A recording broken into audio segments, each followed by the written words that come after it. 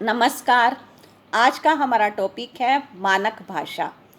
इसमें हम अर्थ, परिभाषा, क्षेत्र, स्वरूप और विशेषताओं का अध्ययन करेंगे। तो सबसे पहले है मानक भाषा। हमारे विचारों और भावों को व्यक्त करने का साधन है भाषा। तो सबसे पहले होती है बोली, जो आम बोलचाल की भाषा है। बोलियों के समूह को उपभाषा कहते हैं। और जब कोई उपभाषा या विभाषा अनेक कारणों से प्रमुखता ग्रहण करती हुई विस्तृत क्षेत्र में प्रचलित होने लगती है, यानी विस्तार को प्राप्त होती है, उसका प्रचलन होने लग जाता है, तो वो विभाषा परिनिष्ठित भाषा तथा साहित्यिक भाषा का रूप ग्रहण करती हुई मानक भाषा बन जाती है। बोली क्या है? जो निम्न स्तरीय व्यक्तियों के द्वारा प्रयोग की जाती है। प्रतिष्ठित भाषा सभ्य जन द्वारा प्रयोग की जाने वाली भाषा। परिनिष्ठित अर्थात शुद्ध भाषा, यानी सुधरी हुई भाषा। और उसी सुधरी हुई भाषा में जब साहित्य लेखन का कार्य होने लग जाता है तो वो मानक भाषा कहलाती है। तो मानक भाषा, जब कोई भाषा एक विस्तृत क्षेत्र में रहने वाले असंख्य लोगों के द्वारा बोली जाने लगे, उसमें पर्याप्त मात्रा में साहित्य लेखन का कार्य होने लगे, वह धर्म शास्त्र, दर्शन शास्त्र, संस्कृति की धड़कन बन जाए। यानी कि धर्मशास्त्र, दर्शन शास्त्र में और संस्कृति के अध्ययन में उस भाषा का प्रयोग होने लगे और जिससे राजनीतिक संरक्षण प्राप्त हो जाए, सरकार के द्वारा उसे सुरक्षा प्राप्त हो या प्रशासन के कार्यों में उसे प्रयोग करने लग जाए, तो वो मानक भाषा का पद हासिल कर लेती है। प्रशासन, सरकार शिक्षा व संपर्क का पूर्ण माध्यम बन अपना एक निश्चित व्याकरणिक ढांचा स्थापित कर ले, तब वो मानक भाषा कहलाने के योग्य हो जाती है। सरकारी कामकाज में उसका प्रयोग होने लगता है, शिक्षा के क्षेत्र में भी वो प्रयोग में आने लगती है। संपर्क स्थापित करने में उस मीडियम लैंग्वेज का जो प्रयोग किया जाता है, तो इस तरह से उसमें व्याकरण के नियम होते हैं, व्याकरण के नियमों से बंधी हुई होती है, तो वही उसका सुधरा हुआ रूप मानक भाषा कहलाता है। हर भाषा का मानक स्वरूप होता है, जैसे पंजाबी है, इंग्लिश है, बिहारी है। इस प्रकार से हर भाषा मानक भाषा के रूप पद पर स्थापित होने के लिए उसको ये लंबा सफ़र तय करना पड़ता है, शुद्धिकरण की प्रक्रिया से गुजरना पड़ता है। इसका शब्दकोश व व्याकरण निश्चित होता है, ये व्याकरण के नियमों से बंधी हुई होती है। यह मानक रूप ही फिर आदर्श रूप बन जाता है। किसके द्वारा? यह आदर्श रूप शिष्ट, सभ्य एवं शिक्षित समाज की भाषा के रूप में स्वीकृति प्राप्त कर लेता है। जो शिक्षित समाज है, शिष्ट सभ्य समाज है, वही इस भाषा को आदर्श भाषा के रूप में प्रयोग करता है, इस सुधरी हुई भाषा का प्रयोग करता है। इस भाषा के विकास की एक लंबी परंपरा होती है, क्योंकि यह बोली से प्रारंभ होकर के कई पड़ावों से गुजरती हुई मानक पद पर प्रतिष्ठित होती है। यह अपनी सहयोगी विश्व भाषाओं में से एक होती है, क्योंकि जो विश्व के प्रचलन में है भाषाएं, उन सब का मानक स्वरूप है और उनके प्रभाव में हर भाषा अपना विकास करती रहती है। क्योंकि एक भाषा के मानक में जब सुधार होता है, उसके नियमों में जो सुधार होता है, तो दूसरी भाषा के भी वो सुधार के लिए मार्गदर्शन का कार्य करती है। इस प्रकार से ये सभी भाषाएं जो विश्व भाषाएं हैं, सब एक दूसरे से प्रभावित होती रहती हैं। हिंदी भाषा को वर्तमान के मानक रूप को प्राप्त करने में हजारों वर्ष का समय लगा।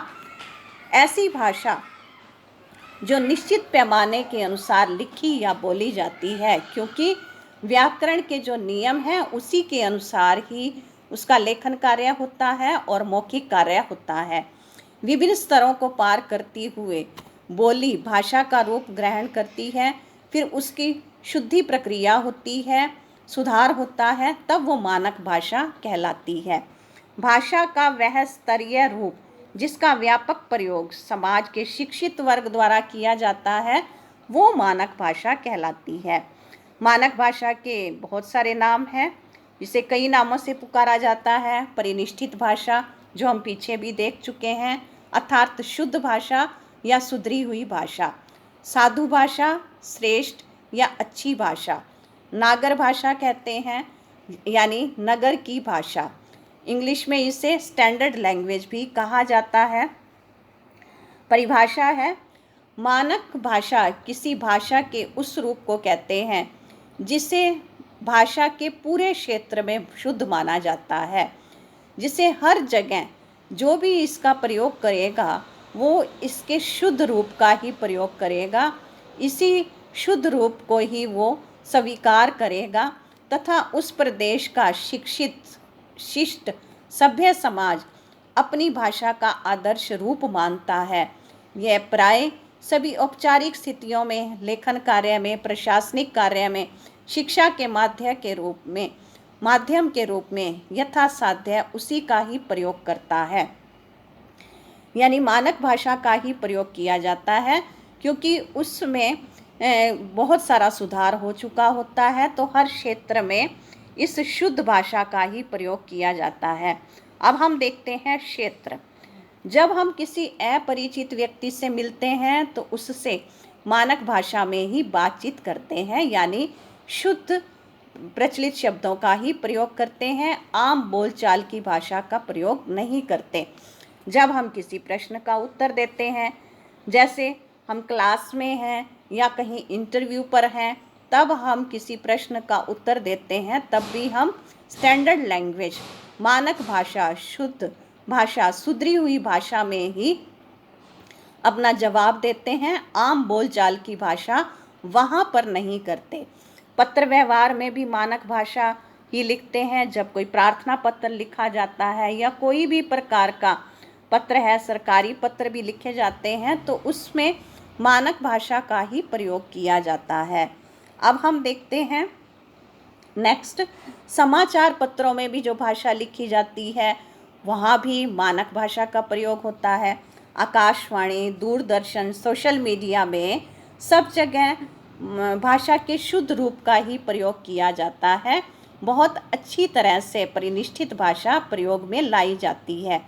हमारे प्रशासन के सारे कामकाज, सरकारी कामकाज मानक भाषा में होते हैं। सरकारी कार्य के अधिसूचना पत्र जो सरकार सब तक पहुंचाना चाहती है वो सब मानक भाषा में ही लिखे जाते हैं।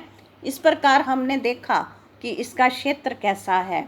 अब हम देखते हैं मानक भाषा का स्वरूप। हिंदी मानक भाषा है, जबकि खड़ी बोली उसकी आधारभूत भाषा है, क्योंकि हिंदी तो मानक भाषा के पद पर स्थापित हो चुकी है, लेकिन जो खड़ी बोली उसका आधार रूप थी वो क्षेत्रीय रूप है, जो हर क्षेत्र में अलग अलग जगह पर बोली जाती है। दिल्ली, रामपुर, मुरादाबाद, बिजनौर, मेरठ, सहारनपुर आदि में खड़ी बोली क्षेत्र में रहने वाले प्राय प्रत्येक वर्ग व्यक्ति द्वारा जो कुछ बोला जाता है वो खड़ी बोली है, वो सामान्य जन की भाषा है, वो खड़ी बोली। किंतु जैसे ब्रज, बुंदेली, निमाड़ी अथवा मारवाड़ी क्षेत्रों में हिंदी की शिक्षा प्राप्त व्यक्ति परस्पर बातचीत करने के लिए या औपचारिक अवसरों पर जब आपस में कम्युनिकेट करते हैं, बातचीत करते हैं, तब वो मानक हिंदी बोलते हैं।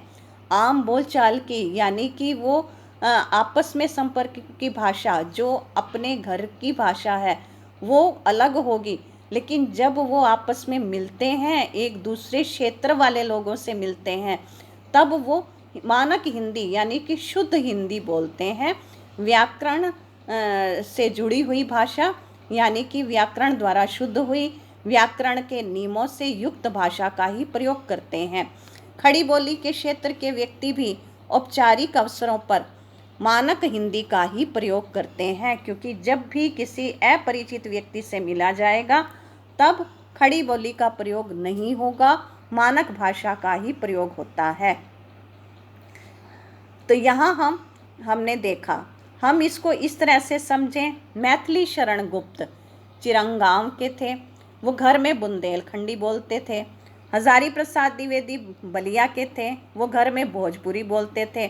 किंतु ये सभी व्यक्ति जब साहित्य लेखन का कार्य करते थे तो मानक हिंदी का ही प्रयोग करते थे, यानी कि शुद्ध भाषा का प्रयोग किया जाता था।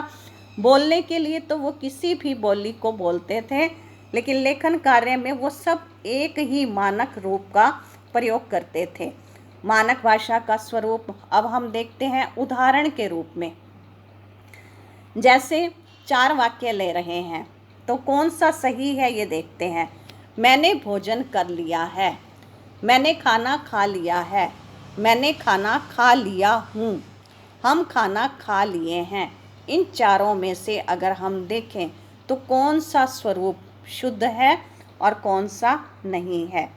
विभिन्न क्षेत्रीय एवं सामाजिक विभिन्नताओं के आधार पर जो तीसरा और चौथा है उसके अलग अलग भेद हैं, अंतर हैं, परंतु जो पहले या दूसरे वाक्य का व्यवहार है वो मानक भाषा है, वो सर्वमान्य है, वो सर्वत्र है। हिंदी का सही रूप जो सब जगह एक जैसा है और सबके द्वारा वो माना जाता है और व्याकरण के नियमों से बंधा हुआ है और संभ्रांत है, यानी उसमें कोई भ्रम नहीं है, तो वो मानक हिंदी का वाक्य है।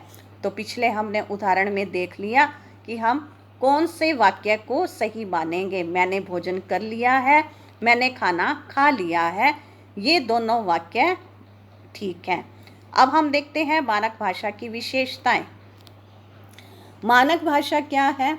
ये साहित्य के साथ शिक्षित वर्ग के लोगों की शिक्षा, पत्राचार और व्यवहार आदि की भाषा होती है, क्योंकि यह शुद्ध भाषा है और इसमें व्याकरण के नियम हैं। इसकी अपनी व्यवस्था होती है, यह व्यवस्था व्याकरण के नियमों से बंधी होती है। मानक भाषा के मौखिक व लिखित रूप प्रचलित होते हैं, लेकिन सब जगह लिखित रूप में एक रूपता पाई जाती है कि जो मौखिक रूप है वहाँ फिर भी थोड़ा थोड़ा अंतर आ जाएगा, लेकिन जहाँ लिखित रूप में जिस भाषा का प्रयोग होगा वो सब एक जैसा ही उसका प्रयोग करेंगे।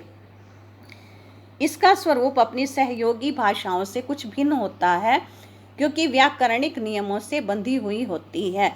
क्योंकि जैसे अलग अलग भाषाएं हैं, उनकी व्याकरण अलग अलग है, तो इसीलिए उनका मानक रूप थोड़ा अलग हो जाता है, उसमें अंतर मिलता है।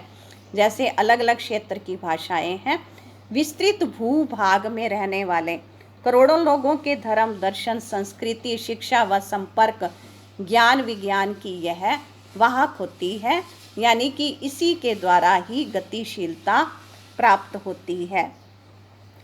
इसकी विकास प्रक्रिया लंबी होती है, क्योंकि यह कई पदों से गुजरती हुई, कई सोपानों से गुजरती हुई इस पद पर स्थापित होती है। यह बोली, भाषा, साहित्य, परिनिष्ठित आदर्श भाषा के सोपानों पर चढ़कर ही मानक भाषा का रूप धारण करती है, यानी कि उसमें जब सुधार होता जाता है तब ही वो मानक भाषा कहलाती है। इसकी कई सहभाषाएं हैं, बोलियां भी हो सकती हैं जो एक दूसरे को प्रभावित करती रहते हैं।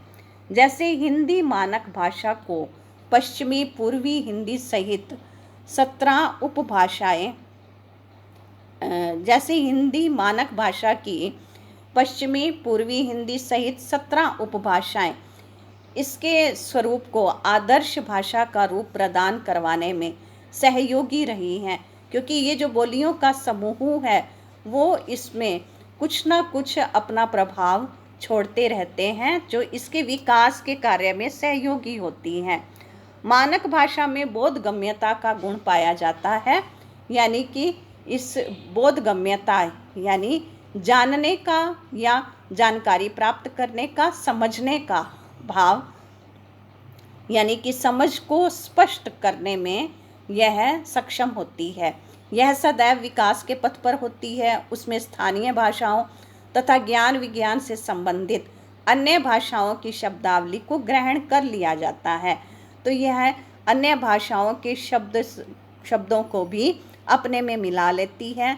मानक भाषा सामाजिक गतिविधियों का माध्यम होती है, यानी कि मीडियम है। इसके द्वारा कई गतिविधियां, समाज की गतिविधियां या फिर प्रशासनिक गतिविधियां इसके द्वारा संपन्न होती हैं। राजकीय कार्यालयों, न्यायालयों, विश्वविद्यालयों में मानक भाषा का प्रयोग औपचारिक रूप में होता है।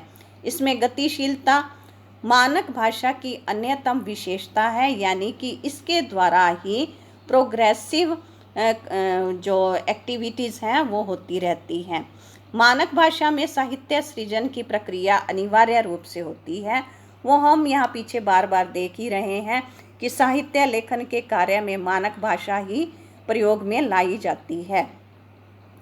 आगे हम देख रहे हैं मानक भाषा के कितने प्रकार हैं। एक है मौखिक और लिखित मानक भाषा। एक ही मानक भाषा अपने बोलचाल के या मौखिक रूप में या लिखित रूप में समान नहीं होती है। बोलने में अलग शब्दों का प्रयोग है, उसमें फिर भी थोड़ा सा व्याकरण छूट जाती है, उसके नियम छूट जाते हैं, लेकिन लिखित मानक जो होती है वो बिल्कुल शुद्ध रूप से लिखी जाती है। लिखित मानक भाषा व्याकरण से व्यवस्थित होती है। उसकी तुलना में मौखिक मानक भाषा में वाक्य रचना आदि में कुछ व्यवस्थाएं मिलती हैं जो बहुत व्याकरण से युक्त नहीं होती हैं। मुख्य वाक्य क्रम, पद क्रम, उपक्रम आदि में ये थोड़ा सा हम अंतर देख सकते हैं। फिर है औपचारिक मानक, अनौपचारिक मानक। इन दोनों में भी प्रयोग और शैलीय दृष्टि से अंतर होता है। इसमें अत्यंत औपचारिक, अनौपचारिक, घनिष्ठ आदि कई उपभेद होते हैं। जैसे दर्शन देना अर्थात आना, विराजना अर्थात बैठना, शुभ नाम, जैसे हम कहते हैं आपका शुभ नाम क्या है, तो नाम कहते हैं तो एक थोड़ा सा ठीक है आम शब्द लगता है, लेकिन जब हम कहते हैं आपका शुभ नाम क्या है तो वो एक ऐसा लगता है कि कोई प्रबुद्ध जन इन शब्दों का प्रयोग कर रहा है। शुभ स्थान है तो वो भी स्थान के लिए ही पूछा जा रहा है। तो जैसे जोड़ों में इन्हीं आधारों पर चयन करते हैं। आगे है प्रयुक्तीय मानक। प्रत्येक प्रयुक्तीय के मानक अलग अलग होते हैं। जैसे प्रयोग किए जाने वाले मानक, कार्यालय की भाषा अलग होती है, साहित्य की भाषा अलग, खेल कूद की अलग, बाजार भाव की भाषा अलग होती है, व्यापार की भाषा अलग, कानूनी भाषा अलग होती है। तो इस प्रकार इन सब भाषाओं के मानक रूप भी अलग अलग होते हैं। तो यहाँ हम देखते हैं सामान्य भाषा के मानक रूप में उछलना एक क्रिया के रूप में है, कि जो उछलना, चलना ये क्रिया है और ये सजीव के साथ प्रयोग की जाती है, लिविंग के साथ प्रयोग होती है, जिंदा व्यक्ति के साथ प्रयोग की जाती है। किंतु जब इसी उछलना शब्द का प्रयोग बाजार भाव में किया जाता है तो बाजार भाव की मानक भाषा में चांदी उछलती है, सोना, शेयर, गेहूं भी उछलते हैं। तो ये यहाँ की मानक भाषा है, बाजार की मानक भाषा है। तो यहाँ इसका प्रयोग अलग अर्थ को बता रहा है, और जब उछलना शब्द का प्रयोग किया जा रहा है सामान्य भाषा में तब इसका अर्थ अलग है। फिर है बोली मानक। हिंदी की प्रमुख देशी विदेशी 20 बोलियां जो हैं वो 20 से भी ऊपर हैं, किंतु उन सभी बोलियों के क्षेत्रों में प्रयुक्त मानक हिंदी एक नहीं है। पश्चिमी हिंदी में शहर का उच्चारण शेहर किया जाता है, तो पूर्वी हिंदी में शहर किया जाता है। तो इस प्रकार हम देख रहे हैं कि इसमें भी विभिन्नता पाई जाती है। बोलियों में भी मानक रूप जो है वो भी अलग अलग है। पश्चिमी में तुम्हारे कारण काम हो गया कहेंगे तो पूर्व में तुम्हारे चलते काम हो गया। इस तरह कि पूर्व में मानक जो भाषा है उसमें इस तरह का प्रयोग हो रहा है कि तुम्हारे चलते काम हो गया, इसको मानक रूप समझा जाएगा। और पश्चिमी में तुम्हारे कारण काम हो गया। खड़ी बोली तथा ब्रज क्षेत्र में मुझ पर पैसे नहीं हैं, तो पूर्व में कहा जाता है मेरे पास रुपए नहीं हैं। पश्चिमी में कहा जाता है मोटी मोटी आँखें, मोटे मोटे फूल, और पूर्व में कहा जाता है बड़ी बड़ी आँखें, बड़े बड़े फूल। तो तो यहाँ दोनों ही क्षेत्रों में इस अंतर को हम देख पा रहे हैं। यहाँ मानक में अंतर आ रहा है। एक क्षेत्र की मानक हिंदी में प्रयुक्त सभी शब्द रूप और वाक्य दूसरे क्षेत्र की मानक हिंदी में मिलते नहीं हैं, वहाँ अलग हो जाते हैं। तो वहाँ जबकि एक जगह के जो मानक शब्द हैं वो दूसरी जगह पर अमानक माने जाते हैं। नेक्स्ट है शैलियाँ अमानक। जिस भाषा की एक से अधिक शैलियाँ हों उनके भी एक से अधिक मानक होते हैं। हिंदी की हिंदी, उर्दू, हिंदुस्तानी, ये 3 शैलियाँ हैं। हिंदी में कहेंगे उनका स्वर्गवास हो गया, तो उर्दू वाले कहेंगे वे स्वर्गवास हो गए। तो इस प्रकार ये अलग अलग मानक रूप दिखाई दे रहे हैं। उर्दू में एक संप्रदाय कहेगा मुझे चिट्ठी लिखना है, जो लखनऊ में बोला जाता है। दूसरा कहेगा मुझे चिट्ठी लिखनी है, ये दिल्ली का स्वरूप है। हिंदी में केवल दूसरा वाक्य ही मानक है। उर्दू प्रभाव से कुछ लोग पहले का प्रयोग अधिक करते हुए सुने जाते हैं। तो इस प्रकार हमने यहाँ देखा है मानक भाषा की विशेषताएं, और उससे पहले अर्थ, परिभाषा, प्रकार को समझते हुए हमने विशेषताओं का अध्ययन किया है। धन्यवाद।